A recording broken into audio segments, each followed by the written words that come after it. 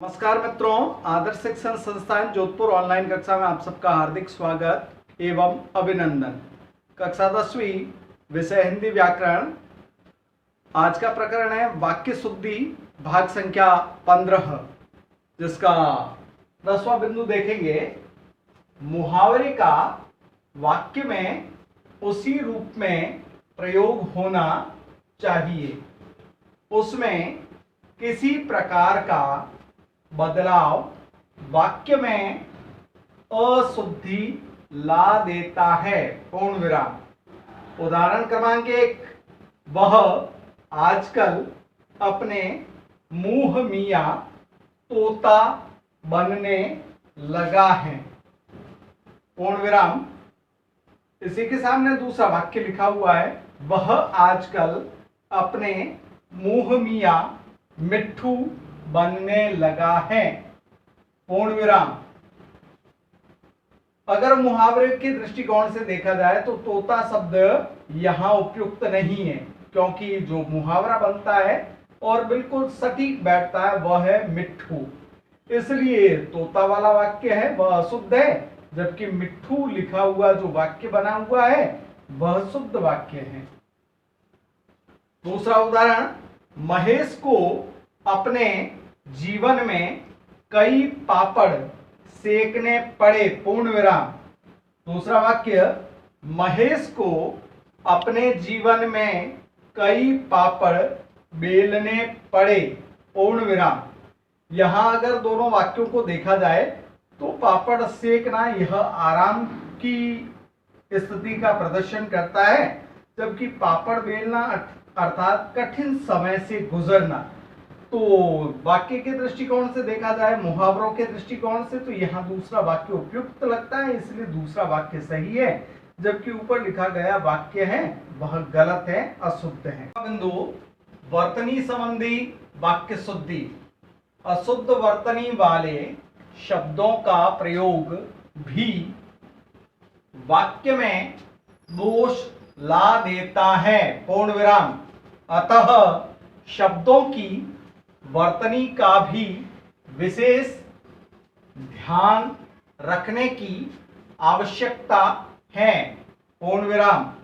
उदाहरण दिया गया है, रामायण की रचना वाल्मीकि ने की थी।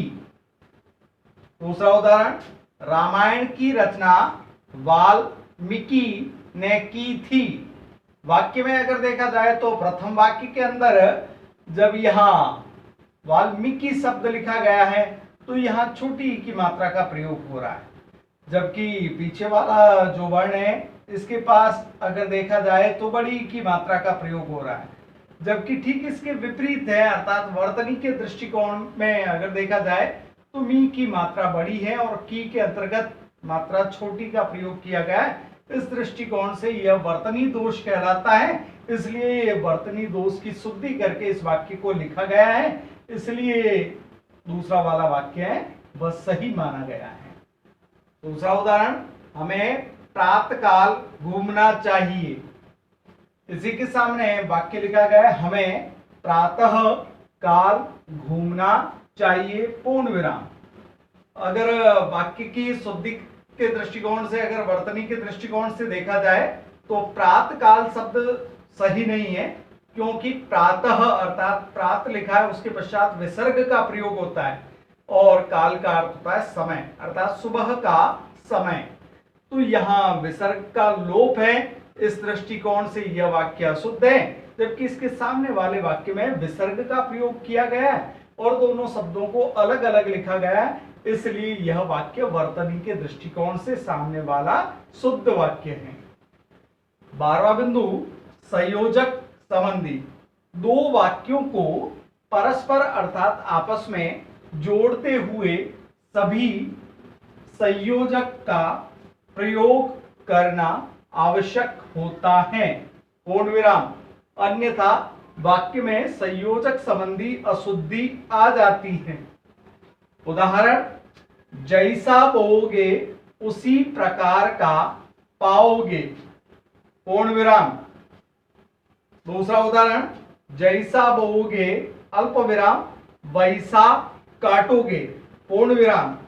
अर्थात जिसको बोया जाता है उसे काटा जाता है, न कि उसे पाओगे शब्द के रूप में लिखा जाता है। प्रथम अगर शब्द को देखा जाए वाक्य के प्रारंभ में जैसा, तो ठीक दूसरा वाक्य जब प्रारंभ होता है तो उसके स्थान पर वैसा शब्द का प्रयोग किया जाता है। इस दृष्टिकोण से प्रथम जो ऊपर लिखा गया वह वाक्य गलत है, और दूसरा वाक्य है जैसा वैसा, इन दोनों का आपस में संबंध है। बोओगे का संबंध काटोगे से होने के कारण यह दूसरा वाक्य है वह शुद्ध वाक्य है।